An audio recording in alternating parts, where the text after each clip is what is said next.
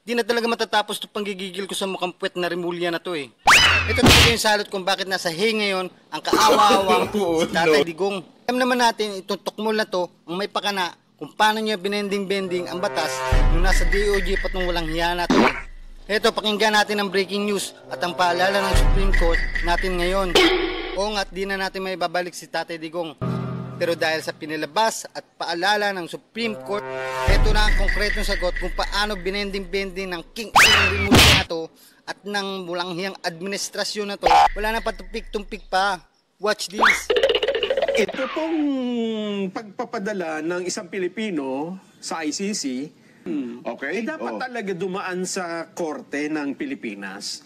Hindi po pwedeng direkta.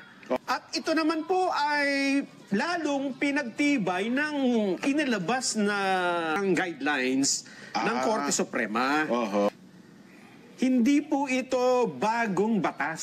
Diba? Totoo. Ang ibig sabihin lang ito, mayroon ng mga batas na pinagbatayan at nilinaw na lang nila kung paano dapat ipatupad ito. Okay. Ibig sabihin yan, kung meron kang i-extradite, kahit wala itong regulation na ito, at susundin mo ang batas natin, dapat ganito mo ginawa. Ayun. Hindi ba? Tama, Ito po ang Rules on Extradition Proceedings. Nilabas lang kahapon eh. Okay. Oo. Kasi baka sabihin ng iba, bakit sinikreto? Iso ngayon yun, no? Iso ngayon yung sinikreto. Bakit ba siya sikreto? Ayan, no? Ang extradition, eto na, ha?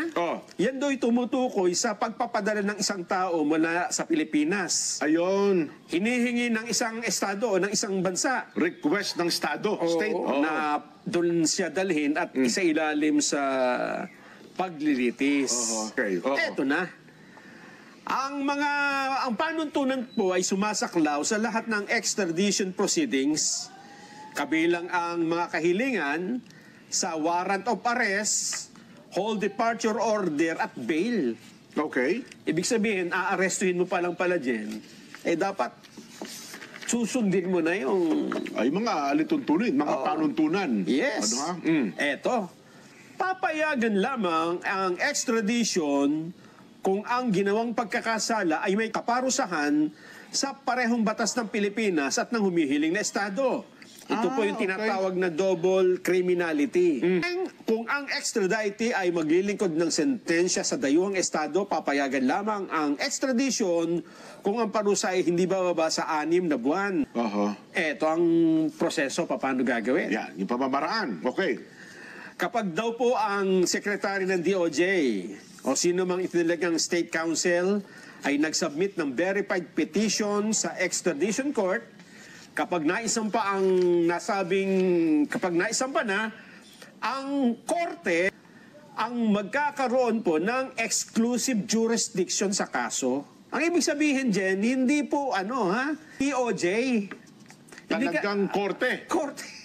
Hindi katulad na sinabi nila dun sa kaso ng dating Pangulo, kami po, Judicial Authority. Hindi, korte. Ang petisyon ay dapat maglaman ng lahat ng kinakailangang impormasyon, dapat certified ng requesting country. So dapat didinggin mo na sa local court pala, no? Eto pa, meron kang kaso. Ipapa-extradite ka. Sinabi, Jen, may kaso ka sa Amerika eh. Doon ka didinggin. Aarestuhin ka namin. Teka muna. Pwede kang mag-file ng appeal na magpapasya sa loob ng 90 araw. Hindi lang yung pwede ka nga magpiyansa eh. Ganun naman talaga ang patakaran sa lahat ng halos bansa. Ibig sabihin nito, mali po talaga yung ginawa sa pag-aresto nung nakaraan. Kaya lang, sabi nga natin, ito ay guidelines lang. Pero kung ang sinunod nyo ay batas talaga ng Pilipinas noong nangyari yan, ganito rin dapat ang susundin nyo, di ba? Kasi wala namang bagong batas na ginawa. Wala namang bagong batas eh. Nilinaw lang. Hindi, itong mga batas na ito, umiiral na. Naglabas na lamang ng guidelines sa katastasang hukuman. Kaya nga. Yan. Kaya ang implication nito, Jen, ay doon sa mga susunod.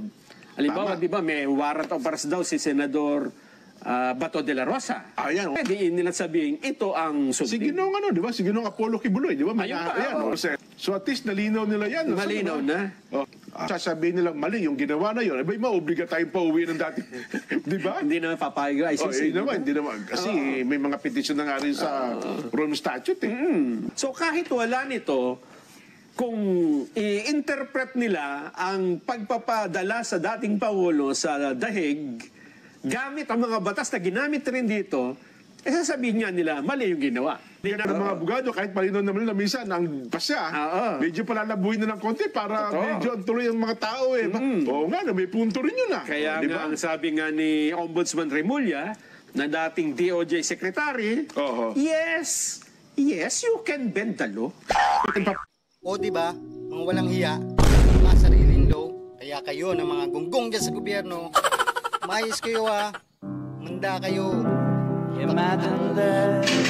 Ako, pag nagkasala, you prosecute me in Philippine courts with the Filipino judge, the Filipino prosecutor, at magpakulong ako dito sa bayan ko.